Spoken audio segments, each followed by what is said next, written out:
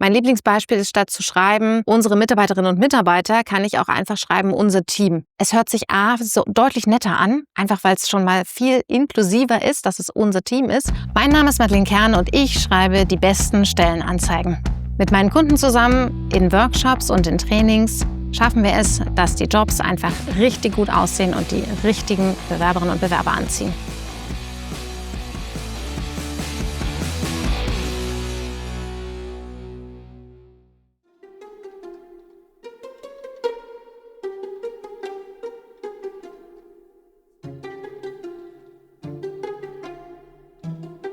Okay, du kannst vielleicht mal schauen, was du da neben dir hast und mit deiner linken Hand mal reingreifen und was rausholen. So, Barbecue-Freitage im Unternehmen, nettes Benefit oder gelebte Unternehmenskultur? Ja, also die Geschichte dazu ist tatsächlich ein kleiner Kunde von mir und mit denen habe ich eine Stellenanzeige geschrieben und die haben halt dann gefragt, also bei uns läuft das halt so, wir haben freitags, gerade im Sommer, grillen wir zusammen, da haben wir so Grillabende. Und ich habe gesagt, natürlich schreiben wir das jetzt rein in unsere Stellenanzeige, weil das ist ja genau das, wie ihr seid. Das ist gelebte Unternehmenskultur. Und wer eben solche Barbecue-Abende, solche Grillabende nicht mag, der passt ja auch überhaupt nicht zu euch. Ja, können wir das? Dürfen wir das? Ist dann immer so die Rückfrage. Und manchmal sind die Unternehmen so, dass sie tatsächlich mich um Erlaubnis bitten, ob ich sagen würde, ja, dürfen wir reinschreiben. Und ich sage, ja, sowas dürfen wir auf jeden Fall reinschreiben.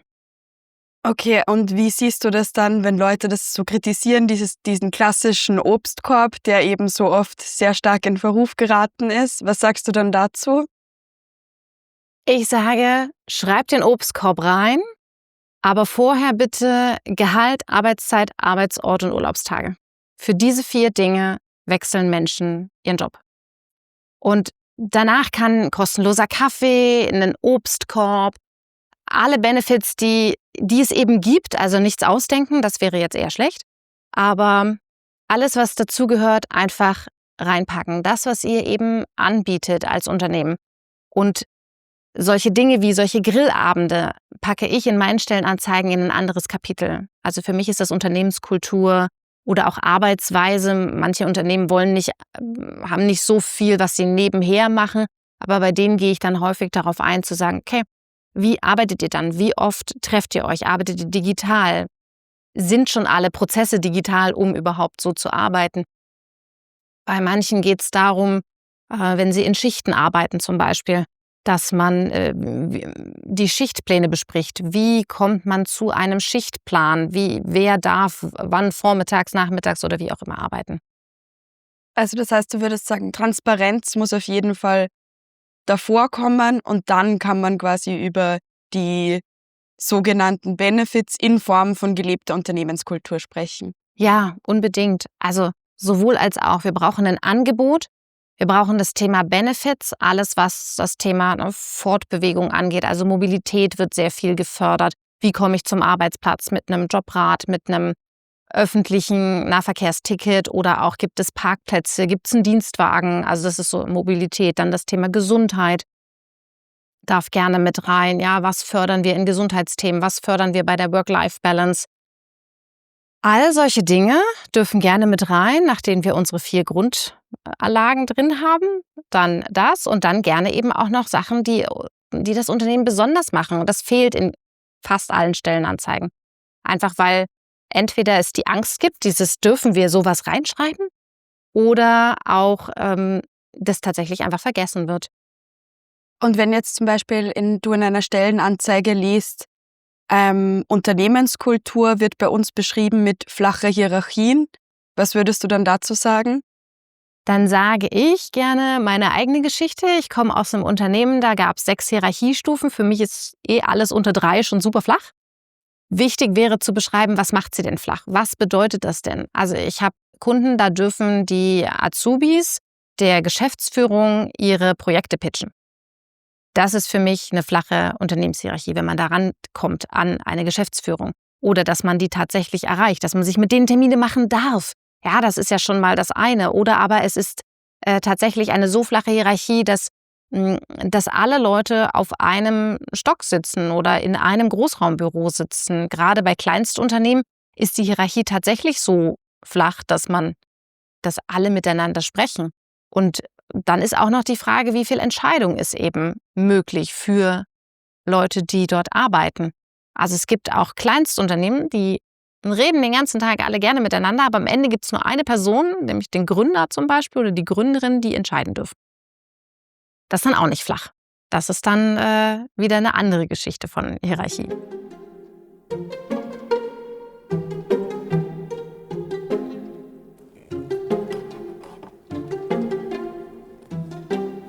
The Star. Was ist die Star-Methode und wie wendet man sie an? Das ist ja süß, ha? Die Star-Methode ist eine Interviewmethode für Bewerbungsgespräche. Und es wäre schön, wenn Sie mehr Leute kennen und das probieren wir jetzt einfach mal. STAR steht für Situation, Task, Action and Result. Und das ist total praktisch. In einem Bewerbungsgespräch wollen wir ja wissen, was haben Leute früher gemacht und können sie die Aufgabe, die sie jetzt bekommen, auch tatsächlich ausfüllen. Sind sie erfolgreich und zufrieden mit der Aufgabe? Es ist einfach die Grundlagen der Eignungsdiagnostik. Und wir versuchen mit dieser Fragemethode tatsächlich herauszufinden, kann jemand diese Aufgabe, beziehungsweise hat die Person diese Aufgabe schon mal in der Vergangenheit gemacht? Das ist eine sogenannte biografische Frage. Das S für Situation oder Situation, dort ist die erste Frage einfach, kennen Sie diese Situation aus Ihrer letzten Aufgabe oder beschreiben Sie eine Situation aus Ihrer letzten Aufgabe? Gerne passend immer zu dem Job, um den es geht. Also nicht nur gerne, sondern es muss zu dem Job passend sein. Das heißt, zum Beispiel in so einem Kundencenter hat man ja, oder in der Kundenbetreuung hat man durchaus ja auch schwierige Kunden. Und meine erste Frage wäre dann zum Beispiel, beschreiben Sie eine Situation, in der Sie ein schwieriger Kunde angerufen hat. Damit erfahren wir in Schritt 1, was die Person als schwierig empfindet. Das könnte sein, dass das zum Beispiel gar nicht zu dem passt, was wir glauben, was in der Aufgabe wichtig ist. Dann geht es im Task, darum zu fragen, was war Ihre Aufgabe in dieser Situation? Damit wir auch klar machen, war das Beruhigen des Kunden die Aufgabe oder war es nur das Aufnehmen der Frage zum Beispiel? Geht es darum, Leute weiterzuleiten? Was hat die Person tatsächlich in dem Moment gemacht? Also was war die Aufgabe, die ursprüngliche? Dann ist A, Action. Hier müssen wir wissen, was haben Sie in diesem Moment getan? Wenn zum Beispiel der schwierige Kunde jemanden angeschrien hat oder irgendwie ein schwieriges Problem hatte, und da ist jetzt die Frage, was hat die Person gemacht, um diese Aufgabe zu lösen? Und R, Result, da geht es eben darum zu gucken, was ist am Ende rausgekommen. Und wenn es richtig gut läuft, fragt man am Ende noch, das ist so der 5. zum Thema Reflection, also Selbstreflexion, was würden Sie heute anders machen in genau dieser Situation? Weil das Schlimmste ist solche Frage wie, was sind Ihre Schwächen? Und dann gibt es Leute, die sagen, daraus findet man raus, dass Leute selbst reflektiert sind. Das stimmt aber nicht, weil erstens sind die Leute auf genau so eine Frage vorbereitet und zweitens wissen die dann schon genau, da will jemand irgendwie was wissen und drehen das meistens schon ins Positive. Wenn wir aber nach konkreten Situationen fragen und fragen, was würden Sie heute anders machen, dann kann man tatsächlich merken, hat jemand schon mal darüber nachgedacht, dass das vielleicht nicht perfekt lief. Weil das kann ja immer mal passieren. Was hast du daraus gelernt und wie wendest du das selbst an, dieses Reflektieren über Dinge, die... Ja, also für mich selber, wenn ich jetzt sagen würde, welche Situation in meinem Leben jetzt gerade als Selbstständige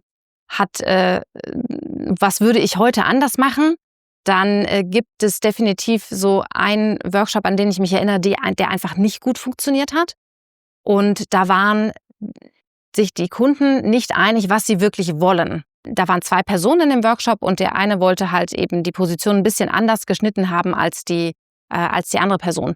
Und das würde ich heute vorher abklären. Also mir ist wichtig, wenn ich einen Stellenanzeigen-Workshop mache, dass wir alle wissen, es geht um den Job, es sind diese Anforderungen, die wir brauchen und wir machen dann nicht noch dreimal hin und her, ob wir nicht noch 5 andere Positionen irgendwie beschreiben können. Weil genau das ist das, was manchmal so passiert, dass man dann irgendwie 2 Positionen in eine Stellenanzeige versucht zu packen, was einfach nicht geht. Also wir müssen uns tatsächlich sehr committen auf ein Set Anforderungen, auf einen Job. Ganz einfach.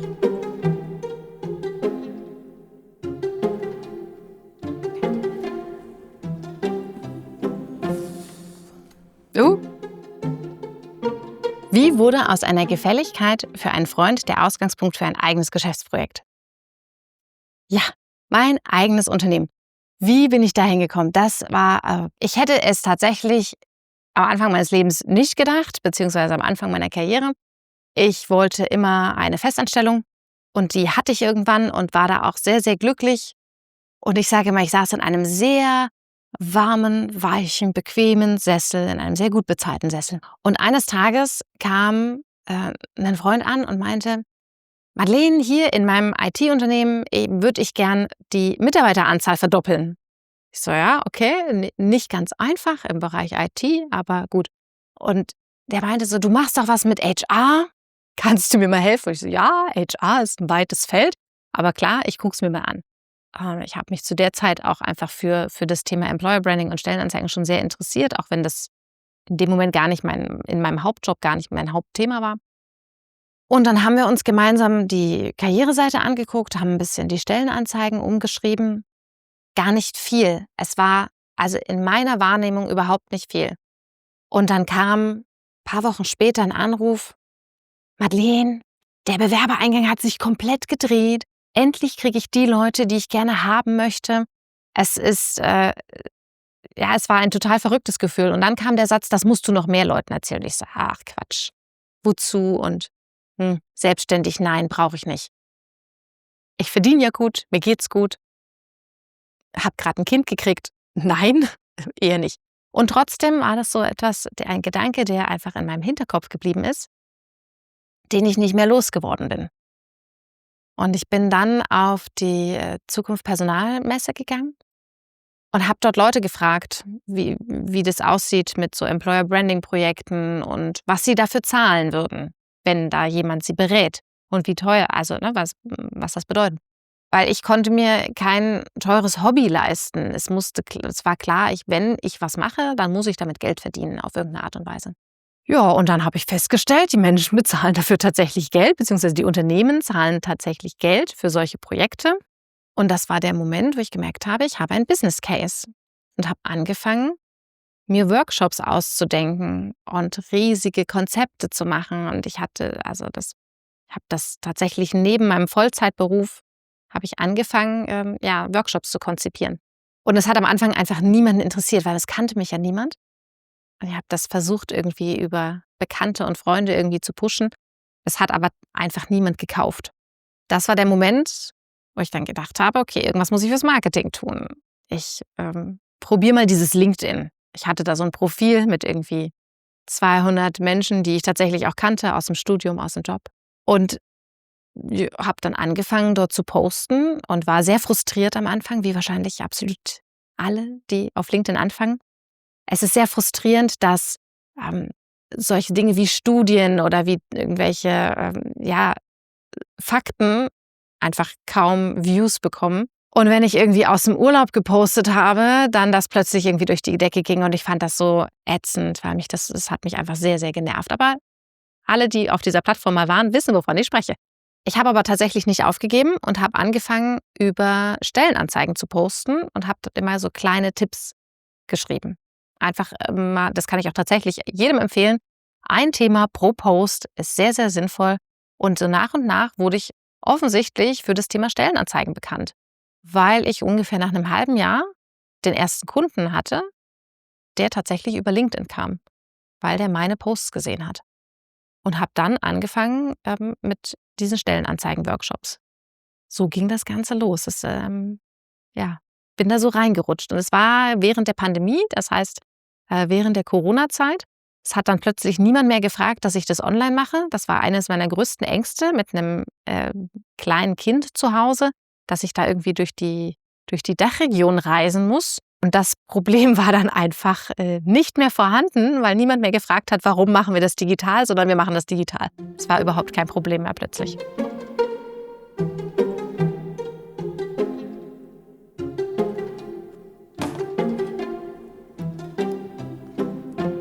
Mein Mann ist Chemiker. Das passt ganz fantastisch. Gibt es die eine universelle Formel für eine inklusive Stellenanzeige? Ja und nein.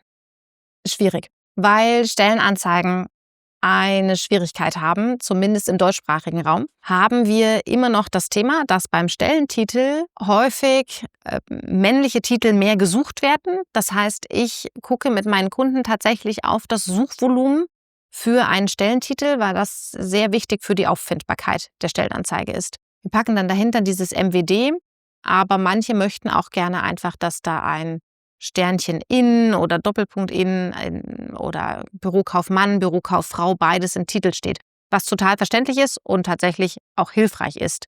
Deswegen gibt es, glaube ich, nicht diese eine universelle Formel. Was ich aber darüber hinaus einfach gerne mache, sind Gender, Sternchen und Doppelpunkte komplett zu vermeiden. Mein Lieblingsbeispiel ist, statt zu schreiben, unsere Mitarbeiterinnen und Mitarbeiter, kann ich auch einfach schreiben, unser Team. Es hört sich so deutlich netter an, einfach weil es schon mal viel inklusiver ist, dass es unser Team ist. Und auf der anderen Seite vermeidet es irgendwelche Gender-Diskussionen. Wichtig für mich ist, viele Unternehmen haben sich darüber bereits Gedanken gemacht. Und ich muss einfach wissen, wie die Formel ist, die dort genutzt wird. Und darüber hinaus versuche ich eben, dass die Stellenanzeigen inklusiver werden. Wenn eben ich merke, da ist so ein bisschen so ein Bias im Kopf, der ist bei uns allen da, das ist völlig okay, wir sind alle Menschen. Aber wir möchten ja trotzdem so viele Menschen wie möglich mit unserer Stellenanzeige ansprechen, die passen. Und manchmal sind Kunden ein bisschen festgefahren. Besonders gerne sehe ich das beim Thema Vollzeit und Teilzeit. Da heißt es dann unbedingt, diese Stelle muss in 40 Stunden Vollzeit ausgeübt werden, weil es geht nicht anders. Ich denke mal so ganz sicher, also meine Gegenfrage ist dann, möchtest du, dass diese Stelle 2 Jahre unbesetzt ist oder möchtest du sie lieber wenigstens in Teilzeit, also mit 20 oder 30 Stunden besetzt haben und einen Teil der Aufgaben erledigt haben? Weil dann ist ja wenigstens ein Teil der Aufgaben gemacht. Also ich sehe da teilweise sehr, sehr große Augen. Ich kann nicht alle überzeugen, aber einige kann ich tatsächlich überzeugen, dort zum Beispiel nachzuschrauben. Oder auch bei den Anforderungen zu gucken, ist das jetzt wirklich alles notwendig? Oder auch schließen wir Menschen einfach aus mit unseren Anforderungen, obwohl die Anforderungen gar nicht stellenbezogen sind. Also bei stellenbezogenen Anforderungen ist das völlig in Ordnung. Da passen nicht alle Menschen rein. Es geht nicht darum, dass jeder Mensch diese Position besetzen kann, sondern es geht darum, schließen wir gerade unbeabsichtigt Menschen aus, obwohl sie den Job eigentlich gut machen könnten. Wie schaut es da bei Kunden aus, wenn du jetzt mit deinen Kundinnen und Kunden sprichst? Was sind dort so die Präferenzen, wenn es darum geht, wie genau sollen die Stellenanzeigen formuliert werden, wenn es um Inklusivität geht? Die meisten sind da total offen. Was heißt die meisten? Also ich habe das Glück, ich arbeite mit meinen absoluten Wunschkunden zusammen. Ich habe da wenig schlechte Erfahrungen gemacht. Den meisten ist es einfach nicht bewusst. Und es gibt auch welche, also ein lustiges Beispiel ist, dass mal einer meinte, ich möchte bitte keinen Fußballfan. Also ich frage solche Dinge ab, wie soll die Person lieber Kaffee oder Tee trinken oder gibt es noch irgendwelche anderen Dinge? Einfach um reinzuhorchen, was sind so unterbewusste mögliche Kriterien, warum jemand in einem Gespräch zum Beispiel nicht genommen wird. Einfach weil, keine Ahnung, die Person Tattoos hat, die falsche Haarfarbe oder was auch immer. Und sich dieser Biases, dieser Vorurteile, dieser Unbewussten bewusst zu werden, ist der erste Schritt. Es gibt Studien dazu, dass Stellenanzeigen der Großteil der Stellenanzeigen sehr männlich konnotiert formuliert ist. Also dort werden so Sachen wie durchsetzungsstark und was auch immer, das wird sehr, sehr männlich gesehen als Begriff und damit fühlen sich Frauen abgeschreckt. Da gibt es sogar sogenannte Gender Decoder, die kann man im Internet suchen, finden, dort die Stellenanzeige kostenlos reinpacken und dann ist das Tool fähig, dort diese Wörter rauszusuchen und sagt dann, ist die Stellenanzeige eher männlich oder weiblich konnotiert. Bei meinen Stellenanzeigen, ich mache das dann auch gerne am Ende, da passiert das meistens nicht, weil die dann am Ende doch sehr neutral formuliert sind. Und das Allerwichtigste ist, dass man sich eben der Anforderungen bewusst ist. Was ist der Job und was muss die Person dafür können? Und in dem Moment, wenn man sich eben auf die Aufgaben konzentriert und auf die Anforderungen konzentriert, in dem Moment konzentriert man sich eben nicht auf Haarfarben, Herkunft oder was auch immer sonst einen so beeinflussen könnte.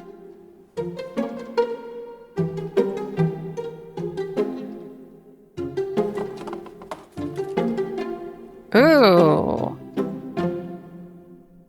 Generation, Alter oder Fähigkeiten. Wie erkennt man den perfekten Kandidaten oder die perfekte Kandidatin?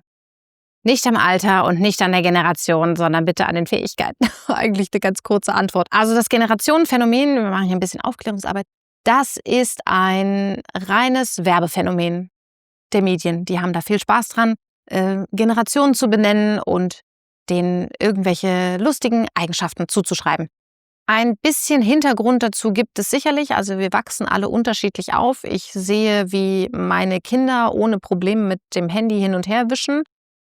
Das kannte ich nicht. Ich habe mein erstes Handy mit 15 oder so gesehen und bekommen. Ja, das hatte noch Tasten. Also ja, es gibt in unterschiedlichen Generationen unterschiedliche Dinge, die wir lernen und können. Dass wir deswegen der jüngsten Generation immer zuschreiben, dass sie unheimlich faul ist, das hat mich damals, als ich fertig war mit meinem Masterstudium oder also in Richtung Ende des Studiums ging, sehr, sehr getriggert. Da stand überall Gen Y, zu der ich laut Statistik ja dazugehöre, aufgrund meines Geburtenjahrgangs. Die wollen nur Work-Life-Balance. Und das war der Moment, wo ich gesagt habe, irgendwie fühle ich mich gar nicht. Ich möchte gerne einen Job und ich möchte gerne einen richtigen Job und ich möchte gerne arbeiten und ich möchte gerne was bewegen. Und das mit der Work-Life-Balance ist ja nett, aber das ist gar nicht meine oberste Priorität. Was wollen die eigentlich alle von mir? Ja, das stand aber in jedem Artikel.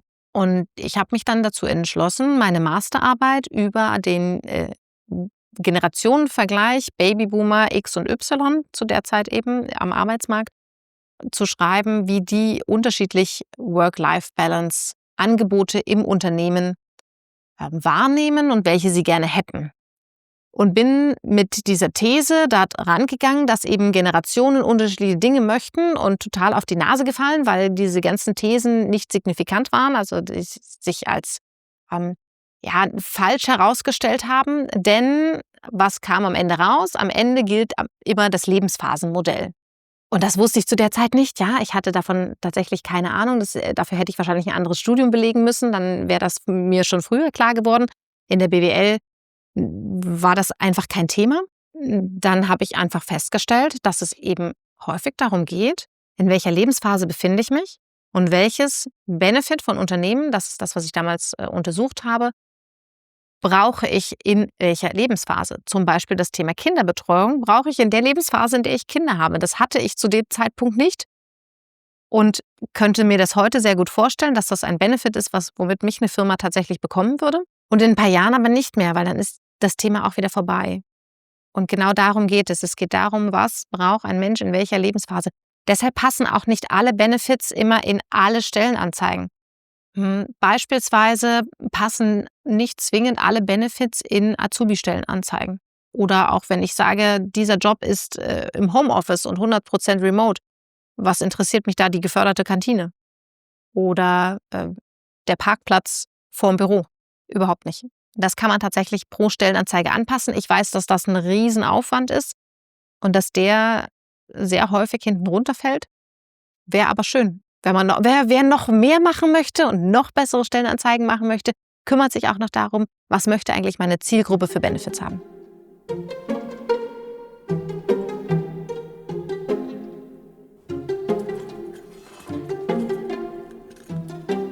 Oha, ein Roboter. Wie schafft man es, ohne technisches Vorwissen ein eigenes KI-Tool zu entwickeln? Gar nicht. Doch, man kann tatsächlich heutzutage ja sehr, sehr viel. Die Frage zielt darauf ab, dass ich mit einem Team gemeinsam eine Stellenanzeigen-KI gebaut habe. Die Geschichte dazu lief so, dass Dezember 24 ich mit meiner Kollegin, Freundin Jasmin telefoniert habe und gesagt habe, Mensch, lass uns doch in 25.000 Stellenanzeigen optimieren. Wir müssen uns noch überlegen, wie wir das anstellen, aber mit KI müssen wir das doch irgendwie hinkriegen. Wir müssen so ein Custom GPT entwickeln, das unser Wissen lernt. Wir können dem das doch beibringen.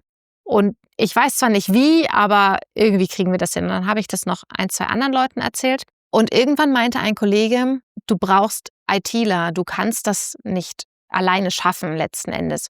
Und ich bin sehr schnell auch genau an diesen Punkt gekommen. Denn ja, ich kann ChatGPT ganz viele Fragen stellen, wie ich so etwas baue, aber am Ende muss ich das eben selber bauen. Und da sind meine Fähigkeiten tatsächlich an Grenzen gekommen, ganz logischerweise.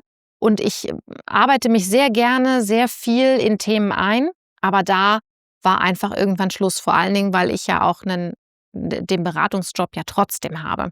Also der fällt ja deswegen nicht weg. Und dann kam die Jasmin im Januar um die Ecke mit, ich habe 2 ITler und die haben auch Zeit und die können sowas. Und die haben schon mal sowas gemacht in die Richtung, dass sie eine Website gebaut haben und ein Tool gebaut haben und die wissen, wie das geht. Und dann haben wir uns im Januar 25 das erste Mal als Team online getroffen. Wir sitzen deutschlandweit verteilt. Die Jungs fanden die Idee gut. Jasmin und ich haben haben gesagt, wir wollen gerne Stellenanzeigen mit KI optimieren.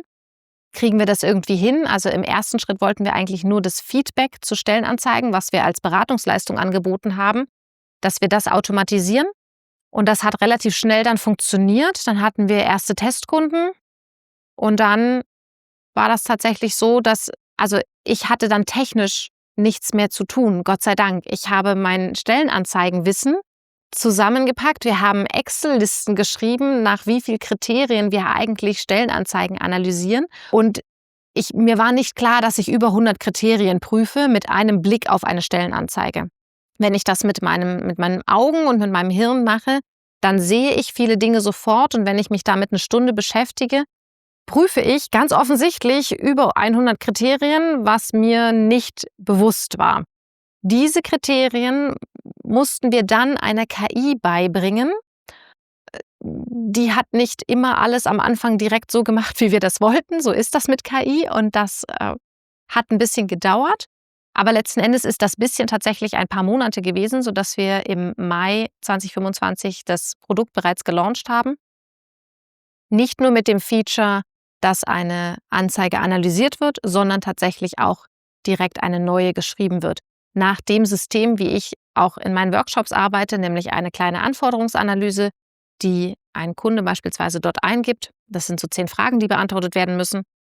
Und die kommen aus meinem Workbook, was meine Kunden sonst auch zugeschickt bekommen würden. Die werden dort eingegeben und dann kann die KI daraus eine Stellenanzeige schreiben, mit der ich zufrieden bin. Das ist nicht ganz so leicht tatsächlich. Hat ein bisschen gedauert, aber tatsächlich war es irgendwann so weit, dass ich damit zufrieden war. Und das zu sehen, war sehr cool. Das hat aber auch viel Arbeit bedeutet, dem Tool zu sagen, was es machen muss. Weil das macht manchmal eben nicht, was man sich immer wünscht. Wer ChatGPT schon mal ausprobiert hat, weiß, manchmal kommen richtig gute Sachen raus und manchmal ist es großer Murks. Und diese Halluzinationen, die da teilweise passiert sind, die muss man eben abtrainieren. Und einerseits, vielleicht um da mal den Bogen zu spannen, es muss nicht jeder gleich ein Tool nutzen, was dafür ist. Es gibt ja, wie gesagt, diese kostenlosen Möglichkeiten, KI-Sprachmodelle zu nutzen. Das ist total hilfreich auch für Stellenanzeigen. Ich bin da total dafür, weil ich der Meinung bin, damit werden die Anzeigen besser. Was diese Tools aber nicht wissen, ist, wie läuft es in eurem Unternehmen? Wie ist die Kultur? Wie ist der Job tatsächlich? Da wird viel halluziniert und deswegen muss man den Input, das heißt das Prompting, auch richtig, richtig gut hinbekommen, damit da am Ende kein Unsinn bei rauskommt.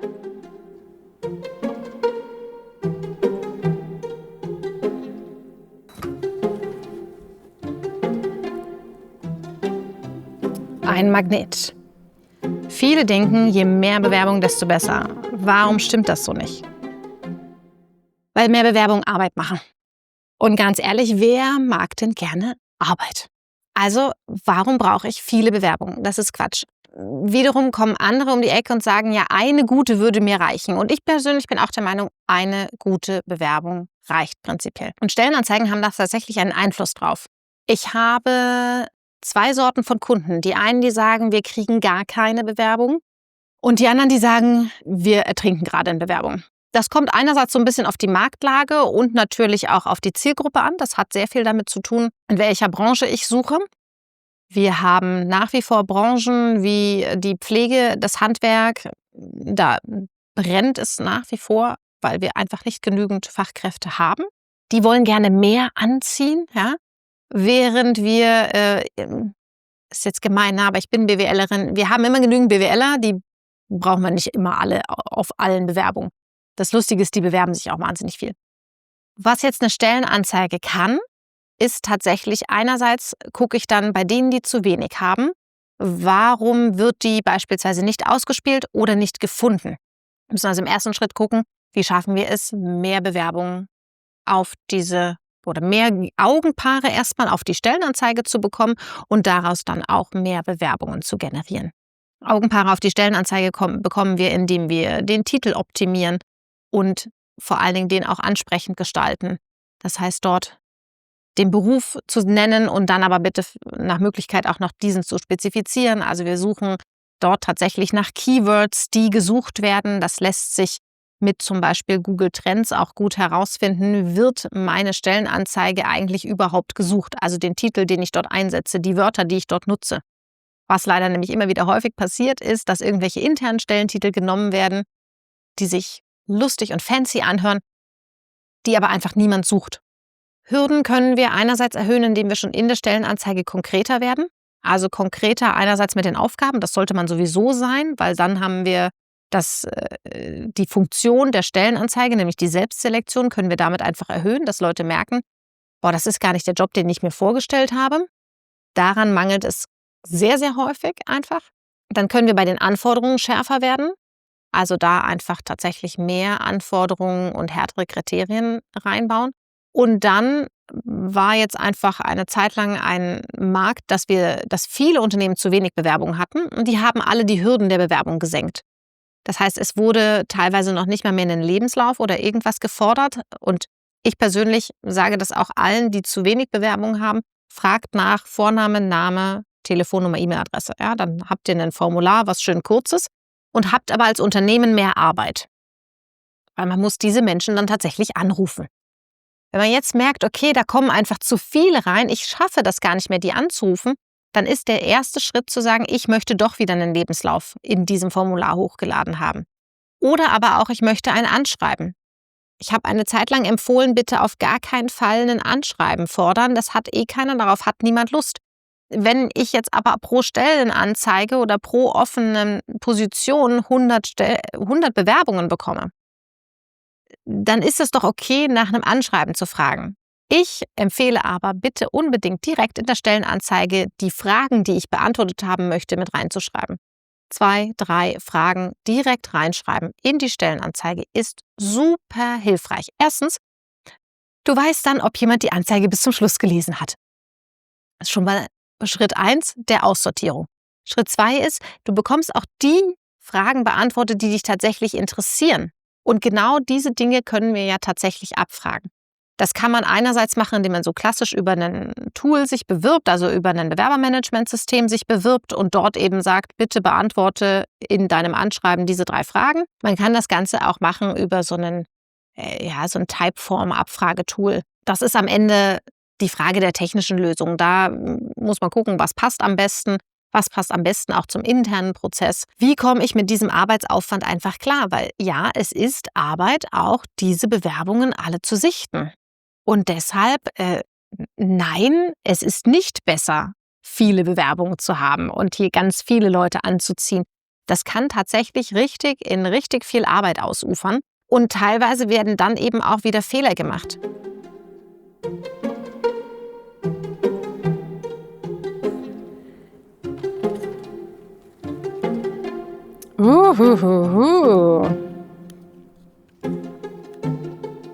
Inwieweit hilft es mir bei meiner Arbeit, manchmal ganz bewusst blauäugig zu sein? Das Schöne ist, das passt ja sowohl zum Outfit als auch zu meinen Augen, als auch zu dieser grandiosen Brille.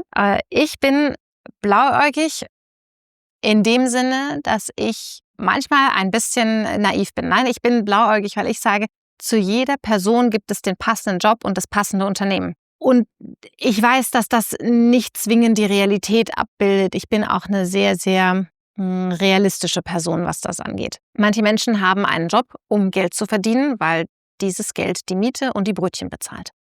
Ich glaube trotzdem, dass es einfach sehr, sehr hilfreich ist, als Unternehmen das Angebot, nämlich den Job, so gut zu beschreiben, dass sich Menschen, die genau so etwas suchen, überhaupt bewerben können.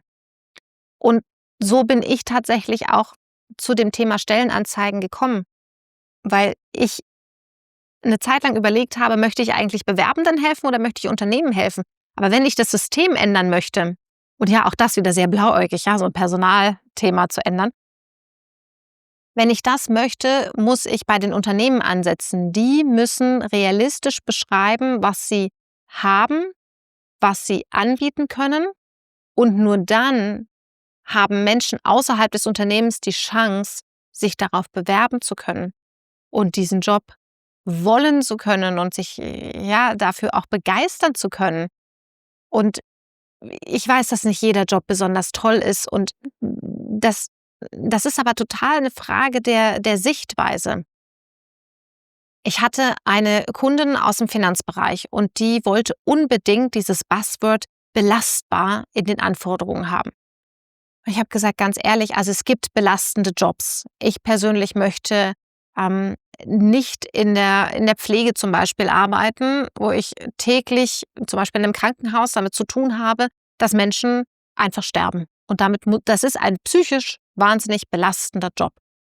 Da gibt es auch viele andere Beispiele, die psychisch wahnsinnig belastend sind. Und dann gibt es Handwerkerjobs, ja, wie so ein Parkettleger oder Maurer oder was auch immer. Das sind körperlich sehr belastende Jobs.